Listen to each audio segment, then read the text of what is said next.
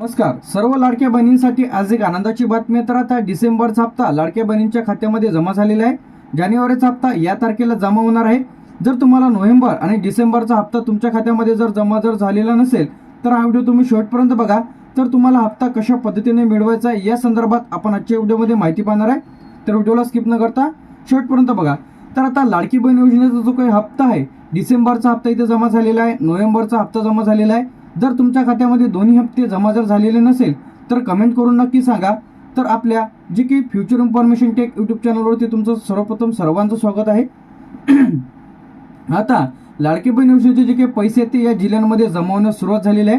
सर्वप्रथम आपण जिल्हे चेक करून घेऊ. त्यानंतर लाडक्या बहिणींना का पैसे मिळालेले नाही व कशा पद्धतीने पैसे मिळवायचे, जे की नोव्हेंबर डिसेंबरचा हप्ता व जानेवारीचा हप्ता कधी जमा होणार आहे हे पाहण्यासाठी व्हिडिओला शेवटपर्यंत बघा.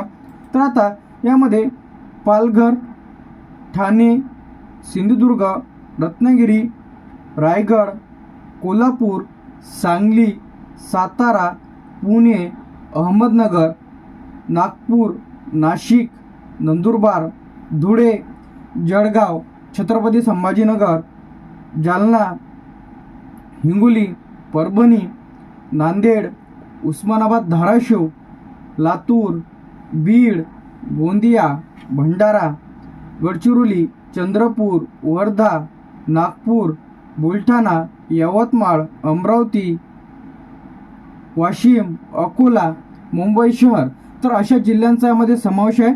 संपूर्ण जिल्ह्यांमध्ये लाडक्या बहिणींच्या खात्यामध्ये पैसे तर जमा होण्यास सुरुवात झालेले आहे.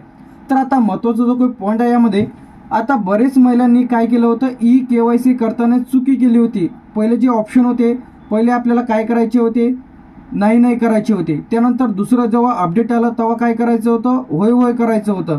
तर आता हे जे यामध्ये बऱ्याच जणांचं काय कन्फ्युजन झालेलं आहे. तर आता तुमची जी काही KYC आहे ती एडिट करण्याची सुद्धा डेट आली होती.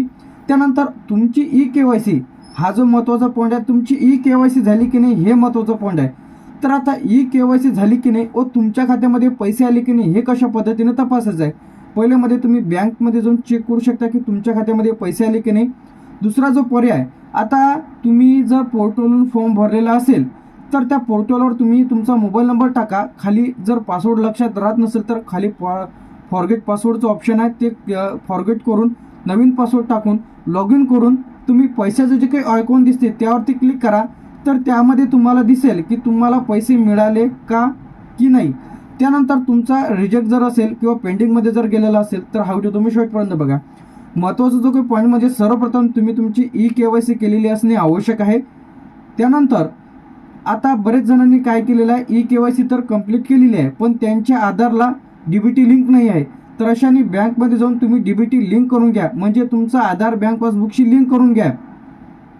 त्यानंतर बरेच महिलांचे काय झालेलं आहे, आता जे की त्यांचं पतीचं असेल किंवा वडिलांचं असेल तर आता बरेच जणांना पतीचं आधार कार्ड टाकलेलं आहे. तर त्यानुसार जर त्यांचं वार्षिक उत्पन्न जास्ती जर असेल तर अशा सुद्धा महिला यामधून अपात्र ठरलेल्या आहेत. तर आता कोणत्या महिला ज्यांनी KYC करता वेळेस त्यांना नाव दिसत होतं की तुमचं यादीमध्ये नाव नाही, तर अशा महिलांना पैसे तर बंद झालेले आहेत. तर आता लाडकी बहीण योजनेचे नवीन फॉर्म या 15 दिवसांमध्ये सुरू होणार आहेत. तर त्या संदर्भात जे काही अपडेट येतील तर आपल्या चॅनलवरती तुम्हाला अपडेट मिळेल. जे की महिला अपात्र आहे, ज्या महिलांना नवीन फॉर्म भरायचे असतील तर अशा महिलांनी 15 दिवसांमध्ये जे की आपल्या फ्युचर इन्फॉर्मेशन टेक यूट्यूब चॅनलवरती अपडेट येईल. तर ते अपडेटनुसार तुम्हाला फॉर्म कशा पद्धतीने भरायचा आहे, कुठे भरायचा आहे, पहिले ॲप्लिकेशनच्या माध्यमातून, त्यानंतर पोर्टल, त्यानंतर अंगणवाडी सेविकेकडे भरपूर दिवस सुरू होतो पण बरेच जणांना माहिती नव्हतं. तर अशांसाठी हा व्हिडिओ आपण आपल्या चॅनलवरती आपण अपलोड करणारच आहोत.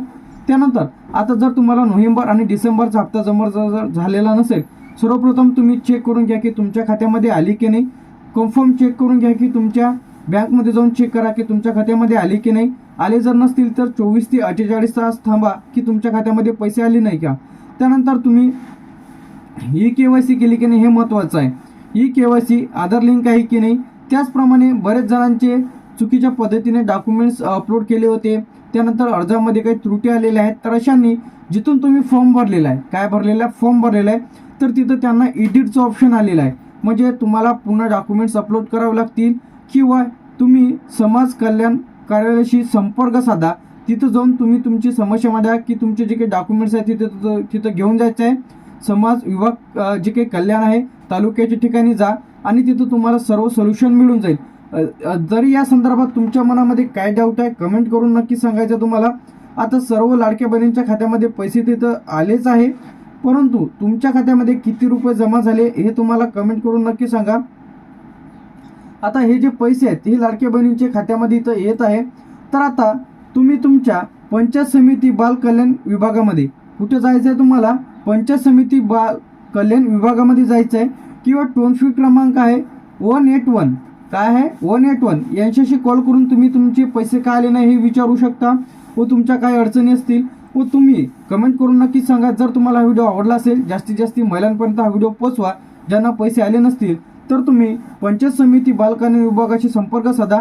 तुम्हाला तुमचं आधार कार्ड असेल, बँकेचं पासबुक असेल, सर्व डॉक्युमेंट्स तिथे घेऊन जायचे आहे आणि तिथे सबमिट करायचे आहे, तर तुम्हाला पैसे सुरू होतील. व्हिडिओ आवडल्यास लाईक, कमेंट आणि शेअर करायला विसरू नका.